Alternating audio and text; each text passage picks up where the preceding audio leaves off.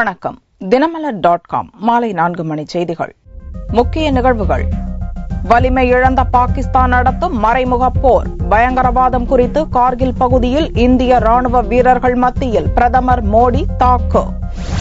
லோக்சபா துணை சபாநாயகர் தேர்தலில் அதிமுகவின் தம்பிதுரை வேட்பு மனு. காங்கிரஸ் உள்ளிட்ட 8 கட்சிகளின் ஆதரவால் போட்டியின்றி தேர்வாகிறார். பொம்மை, கிலுகிலுப்பை உள்ளிட்ட 16 பொருட்களுடன் 1000 ரூபாய் மதிப்புள்ள அம்மா பேபி கிட் கேர் அரசு மருத்துவமனையில் பிறக்கும் குழந்தைகளுக்கு வழங்கப்படும் என்று முதல்வர் அறிவிப்பு. விரிவான செய்திகள். இந்தியாவுடன் போரிடும் வலிமையை இழந்துவிட்ட பாகிஸ்தான் பயங்கரவாதம் என்ற மறைமுக போரில் ஈடுபடுவதாக பிரதமர் மோடி பகிரங்கமாக குற்றம் சாட்டியுள்ளார். பிரதமராக பொறுப்பேற்ற பிறகு நரேந்திர மோடி 2வது முறையாக ஜம்மு காஷ்மீர் மாநிலத்துக்கு செவ்வாயன்று சென்றார். லே மாவட்டத்தில் உள்ள எல்லையில் ராணுவ வீரர்களுடன் பிரதமர் மோடி கலந்துரையாடினார். அங்கு நடந்த நிகழ்ச்சியில் ராணுவ வீரர்கள் மத்தியில் பிரதமர் மோடி பேசுகையில், இந்தியாவுக்கு எதிராக போரில் ஈடுபடும் வலிமையை பாகிஸ்தான் இழந்துவிட்டதாகவும் அதன் காரணமாகவே பயங்கரவாதம் மூலம் மறைமுகமாக போரில் ஈடுபட்டு வருவதாகவும் குற்றம் சாட்டினார். போரை காட்டிலும் பயங்கரவாத செயல்களாலேயே இந்திய ராணுவ வீரர்கள் அதிக எண்ணிக்கையில் உயிரிழப்பதாகவும் குறிப்பிட்ட மோடி, சர்வதேச அளவில் சவாலான பிரச்சினையாக உள்ள பயங்கரவாதத்தை எதிர்த்து மனிதநேய சக்திகள் ஒன்றுபட்டு போரிட முன்வர வேண்டும் என்றும் அழைப்பு விடுத்தார். பல்வேறு முரணான சூழல்களுக்கு மத்தியிலும் சோர்வுறாமல் எல்லையை காக்கும் பணியில் ஈடுபட்டுள்ள ராணுவ வீரர்களின் மன உறுதியை பாராட்டிய மோடி, ஒட்டுமொத்த நாடும் வீரர்களுக்கு ஆதரவாக இருப்பதாக கூறினார். அதிநவீன ஆயுதங்கள் மற்றும் தொழில்நுட்பங்கள் மூலம் இந்திய ராணுவத்தை வலிமையானதாக உருவாக்க தன் தலைமையிலான அரசு உறுதியுடன் இருப்பதாக கூறிய மோடி, ஆயுத தளவாட உற்பத்தியில் இந்தியாவை தன்னிறைவு கொள்ள செய்வதிலும் தான் உறுதியுடன் இருப்பதாகவும் தெரிவித்தார். நிகழ்ச்சியில் மாநில கவர்னர் NN வோரா, முதல்வர் உமர் அப்துல்லா, மத்திய அமைச்சர் பியூஷ் கோயல், தேசிய பாதுகாப்பு ஆலோசகர் அஜித் தோவல், ராணுவ தளபதி தல்பீர் சிங் சுஹாக் உள்ளிட்டோர் பங்கேற்றனர். லே மற்றும் லடாக் போன்ற எல்லைப் பகுதிகளுக்கு பிரதமர் மோடி செல்வது இதுவே முதல் முறை. காஷ்மீரில் லே லடாக் மின்பாதையை தேசிய மின்பாதையில் இணைக்கும் திட்டத்தை துவக்கி வைத்த பிரதமர் நரேந்திர மோடி, இதன் மூலம் வாஜ்பாயின் கனவை நிறைவேற்றும் முதல் முயற்சியை மேற்கொண்டுள்ளதாக கூறினார். காஷ்மீர் மாநிலம் லே மாவட்டத்தில் நீர் மின்சார திட்டம் மற்றும் லே கார்கில் ஸ்ரீநகர் மின்பாதை திட்டம் ஆகியவற்றை பிரதமர் நரேந்திர மோடி துவங்கி வைத்தார். லடாக் பிரதேச பாரம்பரிய உடை அணிந்து மோடி விழாவில் கலந்து கொண்டார். லே லடாக் மின்பாதையை தேசிய மின்பாதையில் இணைக்கும் திட்டம் முன்னாள் பிரதமர் வாஜ்பாயின் கனவு என்று கூறிய பிரதமர் மோடி, வாஜ்பாயின் கனவை நிறைவேற்றும் விதமாக முதல் அடியை தான் முன்வைத்துள்ளதாகவும் பெருமிதத்துடன் கூறினார். கார்கிலிலும் மின்சார திட்டத்தை பிரதமர் மோடி துவங்கி வைத்தார். 1999ஆம் ஆண்டில் இந்தியா பாகிஸ்தான் இடையே போர் நடந்த கார்கிலுக்கு சென்றதன் மூலம் 15 ஆண்டுகளுக்கு பின் அப்பகுதிக்கு சென்ற முதலாவது பிரதமர் என்ற பெயரை மோடி பெற்றுள்ளார். லோக்சபா துணை சபாநாயகராக அதிமுக MP தம்பிதுரை போட்டியின்றி தேர்வு செய்யப்படுகிறார். லோக்சபா துணை சபாநாயகர் பதவிக்கான தேர்தல் புதனன்று நடக்கிறது. அதிமுக MP தம்பிதுரையை இப்பதவிக்கு ஒருமனதாக தேர்வு செய்ய அரசின் சார்பில் பார்லிமென்ட் விவகாரத்துறை அமைச்சர் வெங்கையா நாயுடு முயற்சிகள் மேற்கொண்டார். அதை காங்கிரஸ் உள்ளிட்ட இதர எதிர்க்கட்சிகள் ஏற்றுக்கொண்டதைத் தொடர்ந்து செவ்வாயன்று துணை சபாநாயகர் தேர்தலுக்கு வேட்புமனு தாக்கல் செய்தார். அவரது பெயரை உள்துறை அமைச்சர் ராஜ்நாத் சிங் முன்மொழிய வெளியுறவுத்துறை அமைச்சர் சுஷ்மா ஸ்வராஜ் வழிமொழிந்தார். லோக்சபா காங்கிரஸ் தலைவர் மல்லிகார்ஜுன கார்கேவும் தம்பிதுரைக்கு ஆதரவாக வேட்பு மனுவை தாக்கல் செய்தார். தம்பிதுரைக்கு ஆதரவாக தேசிய ஜனநாயக கூட்டணியில் இடம்பெற்றுள்ள தெலுங்கு தேசம், சிவசேனா, லோக் ஜன்சக்தி கட்சி, எந்த கூட்டணியிலும் சேராத பிஜு ஜனதா தளம், தெலங்கானா ராஷ்டிரிய சமிதி, OSR காங்கிரஸ், திரிணாமுல் காங்கிரஸ், சமாஜ்வாடி உள்ளிட்ட கட்சிகளும் தம்பிதுரைக்கு ஆதரவாக 8 வேட்பு மனுக்கள் தாக்கல் செய்கின்றன. இதனால் அனைத்து கட்சிகளின் ஒருமித்த ஆதரவுடன் துணை சபாநாயகராக தம்பிதுரை புதனன்று போட்டியின்றி தேர்வு செய்யப்படுவார் என்று எதிர்பார்க்கப்படுகிறது. லோக்சபாவில் 37 MPக்களை கொண்டுள்ள அதிமுகவின் பலம் ராஜ்யசபாவில் 10 உள்ளது. 250 உறுப்பினர்களை கொண்ட ராஜ்யசபாவில் பாரதிய ஜனதாவுக்கு 48 உறுப்பினர்களே உள்ளனர். அதனால் முக்கிய மசோதாக்களை நிறைவேற்றும் போது அதிமுகவின் ஆதரவை பெறும் வகையிலேயே அக்கட்சிக்கு துணை சபாநாயகர் பதவியை வழங்க மத்திய அரசு முடிவு செய்துள்ளதாக கருதப்படுகிறது. அரசு மருத்துவமனைகளில் பிறக்கும் அனைத்து குழந்தைகளுக்கும் 1000 ரூபாய் மதிப்பில் பொம்மை கிலுகிலுப்பை உள்ளிட்ட 16 பொருட்கள் அடங்கிய அம்மா பேபி கிட்கார் வழங்கப்படும் என்று முதல்வர் ஜெயலலிதா அறிவித்துள்ளார். தமிழக சட்டசபையில் செவ்வாயன்று முதல்வர் ஜெயலலிதா 110 விதியின் கீழ் அறிவிப்புகளை வெளியிட்டார். சுகாதாரத்துறை தொடர்பான பல்வேறு அறிவிப்புகளை வெளியிட்ட முதல்வர் ஜெயலலிதா கரூரில் மருத்துவக் கல்லூரி துவக்கப்படும் என்றும் பயிற்சி மருத்துவர்களுக்கு உதவித்தொகை உயர்வு மற்றும் அனைத்து அரசு மருத்துவமனைகளிலும் அம்மா பேபி கிட்கார் வழங்கப்படும் என்றும் அறிவித்தார். அரசு மருத்துவமனைகளில் பிறக்கும் ஒவ்வொரு குழந்தைக்கும் 1000 ரூபாய் மதிப்புடைய அம்மா குழந்தை நல பரிசு பெட்டகம், அதாவது அம்மா பேபி கேர் கிட் வழங்கப்படும் என்பதை மகிழ்ச்சியுடன் தெரிவித்துக் கொள்கிறேன். இந்த பெட்டகம் குழந்தையை பாதுகாப்பாக பராமரிப்பதற்கு தேவையான பராமரிப்பு துண்டு, குழந்தை உடை, குழந்தை படுக்கை, குழந்தை பாதுகாப்பு வலை, குழந்தை நாப்கின், 100 மில்லி லிட்டர் அளவு கொண்ட எண்ணெய் டப்பா, பிளாஸ்டிக் குப்பியில் 60 மில்லி லிட்டர் ஷாம்பு, சோப்பு பெட்டி, சோப்பு, நகவெட்டி, கிலுகிலுப்பை, பொம்மை,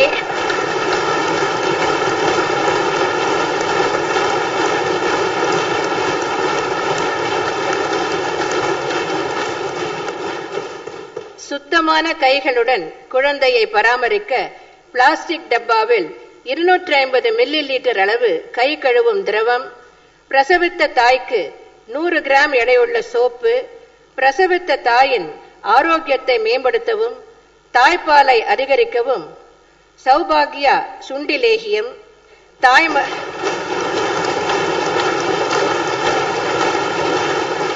தாய் மற்றும் பச்சிளம் குழந்தையை பராமரிக்க தேவையான பொருட்களை வைத்துக் கொள்ள ஒரு பெட்டகம் என 16 பொருட்களை உள்ளடக்கியதாகும். சுத்தமான கைகளுடன் குழந்தையை பராமரிக்க பிளாஸ்டிக் டப்பாவில் 250 மில்லி லிட்டர் அளவு கை கழுவும் திரவம், பிரசவித்த தாய்க்கு 100 கிராம் எடையுள்ள சோப்பு, பிரசவித்த தாயின் ஆரோக்கியத்தை மேம்படுத்தவும் தாய்ப்பாலை அதிகரிக்கவும் சௌபாகியா சுண்டி லேகியம், தாய் மற்றும் பச்சிளம் குழந்தையை பராமரிக்க தேவையான பொருட்களை வைத்துக் கொள்ள ஒரு பெட்டகம் என 16 பொருட்களை உள்ளடக்கியதாகும். நடப்பு ஆண்டில் இத்திட்டத்திற்கு 67 கோடி ரூபாய் செலவு ஏற்படும். இதனால் 6.7 லட்சம் குழந்தைகள் பயன்பெறுவர். இந்து சமய அறநிலையத்துறை தொடர்பாக முதல்வர் ஜெயலலிதா வெளியிட்ட அறிவிப்பில் 106 கோவில்களில் அன்னதான திட்டம் விரிவாக்கம், 1006 கோவில்களில் நடப்பாண்டில் கும்பாபிஷேகம் மற்றும் அன்னதான கூடம், கோவில் பணியாளர்கள் பணிவரன்முறை உள்ளிட்ட அறிவிப்புகளையும் வெளியிட்டார். 2002ஆம் ஆண்டு என்னால் துவக்கி வைக்கப்பட்ட திருக்கோயில்களில் அன்னதானம் வழங்கும் திட்டம் தற்போது 518 திருக்கோயில்களில் செயல்படுத்தப்பட்டு வருகிறது. திருக்கோயில்களுக்கு வருகை புரியும் பக்தர்களுக்கு பெரும் பயனளிக்கும் இத்திட்டம் நடப்பாண்டில் 3,87 லட்சம் ரூபாய் செலவில் மேலும் 106 திருக்கோயில்களுக்கு விரிவுபடுத்தப்படும். கடந்த 3 ஆண்டு காலத்தில் 5351 திருக்கோயில்களுக்கு திருப்பணி செய்து குடமுழுக்கு நடத்தப்பட்டது. நடப்பாண்டில் மேலும் 1006 திருக்கோயில்களுக்கு திருப்பணி செய்து குடமுழுக்கு நடத்தப்படும். இதற்கென அரசு மானியமாக 6 கோடி ரூபாய் வழங்கப்படும். மேலும் கட்டுமான தொழிலாளர்கள் இறப்பு நேர்ந்தால் நிவாரணத் தொகை 5 லட்சமாக உயர்வு, வெளி மாநிலத்தவரும் உறுப்பினராக சேர்ப்பு, மருத்துவ மற்றும் கல்வி வசதி, கட்டுமான தொழிலாளர்கள் தங்கும் விடுதி என்பன உள்ளிட்ட அறிவிப்புகளையும் முதல்வர் ஜெயலலிதா வெளியிட்டார். மற்றொரு அறிவிப்பில் பொன்விழா காணும் பட்டுக்கோட்டை நகராட்சிக்கு 25 கோடி ரூபாய் சிறப்பு உதவித்தொகை வழங்கப்படும் என்றும் முதல்வர் ஜெயலலிதா அறிவித்துள்ளார். கள்ளக்குறிச்சி அருகே தனியார் பள்ளி பேருந்து கவிழ்ந்து விபத்துக்குள்ளானதில் 30க்கும் மேற்பட்ட மாணவ மாணவிகள் படுகாயமடைந்தனர். விழுப்புரம் அருகே கள்ளக்குறிச்சியில் உள்ள தனியார் பள்ளியின் பேருந்து செவ்வாயன்று காலை எலவனாசூர் கோட்டை மற்றும் சுற்றுவட்டார பகுதிகளிலிருந்து மாணவர்களை ஏற்றிக்கொண்டு பள்ளிக்கு திரும்பியது.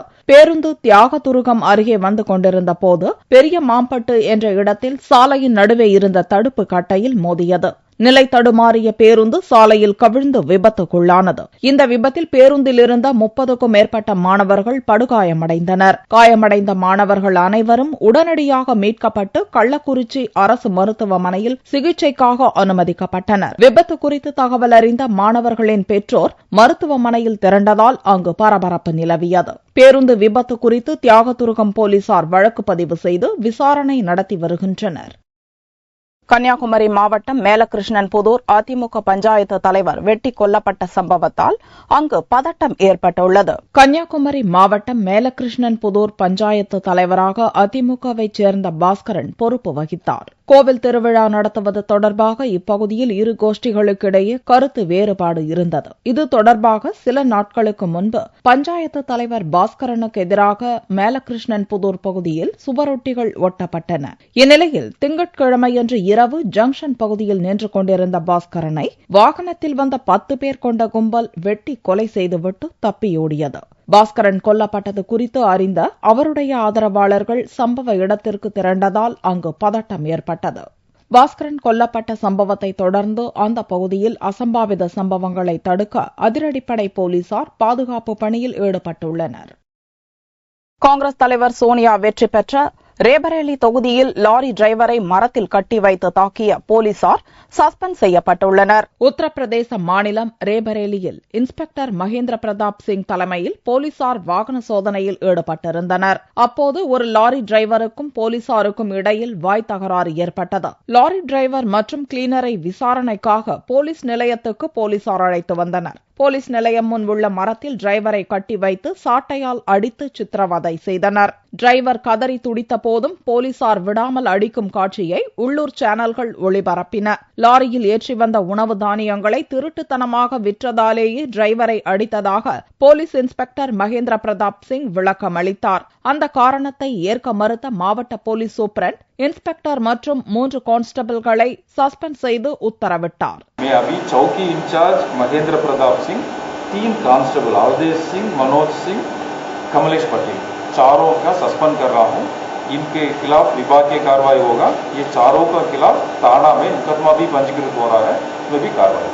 இதனிடையே அகிலேஷ் யாதவ் ஆட்சியில் போலீசார் கட்ட பஞ்சாயத்தார் போல செயல்படுவதாக பாரதிய ஜனதா, காங்கிரஸ் உள்ளிட்ட எதிர்க்கட்சிகள் குற்றம் சாட்டியுள்ளன. லிபியாவில் சிக்கி தவிக்கும் 7 தமிழர்களை மீட்டு தரக்கோரி அவர்களது உறவினர்கள் தமிழக அரசுக்கு கோரிக்கை வைத்துள்ளனர். லிபியாவில் நடந்து வரும் உள்நாட்டுப் போரை அடுத்து அங்கு பணிபுரிந்த பிரான்ஸ், தாய்லாந்து உட்பட வேறு நாட்டவர்கள் அந்தந்த நாட்டு மக்களை வெளியேற்றி அழைத்துச் செல்வதாகவும் அங்கு கூலி வேலைக்கு சென்ற 7 தமிழர்கள் அச்சத்தில் உறைந்துள்ளதாகவும் அவர்களது உறவினர்கள் தெரிவித்துள்ளனர். இந்திய அரசுக்கும் தமிழ்நாட்டு அரசுக்கும் இந்த பாதிக்கப்பட்ட குடும்பத்தினர்கள் சார்பாக நாங்கள் சொல்லிக்கிறது என்னன்னா, தயவு கூர்ந்து இந்த 7 பேரை மீட்டு கொண்டு வர்றதுக்கான நடவடிக்கைகளை எடுத்து துரிதமாக அதை எடுத்து எங்களுக்கு அவங்கள மீட்டு தருமாறு கேட்டுக்கிறோம். தமிழர்கள் மீட்பு குறித்து காஞ்சிபுரம் ஆட்சியர் நடவடிக்கை மேற்கொள்ளப்படும் என்று நம்பிக்கை ஊட்டியுள்ளதாக தெரிவித்த உறவினர்கள் முதல்வரின் தனிப்பிரிவுக்கு கடந்த 6ஆம் தேதி மனு அளித்துள்ளதாகவும் இதுவரை பதில் ஏதும் இல்லை என்றும் கூறினர். தேசப்பற்றை உணர்த்தும் விதமாக திண்டுக்கல்லில் தினமலர் சார்பில் நடத்தப்பட்ட சுதந்திர தின மெல்லோட்ட நிகழ்ச்சியில் மாணவர்கள், பொதுமக்கள் ஆர்வமாக பங்கேற்றனர். தேசப்பற்றை வலியுறுத்தி தினமலர் நாளிதழ் சார்பில் திண்டுக்கல்லில் சுதந்திர தின மெல்லோட்ட நிகழ்ச்சி கோட்டை மாரியம்மன் கோவில் மைதானத்தில் துவங்கியது.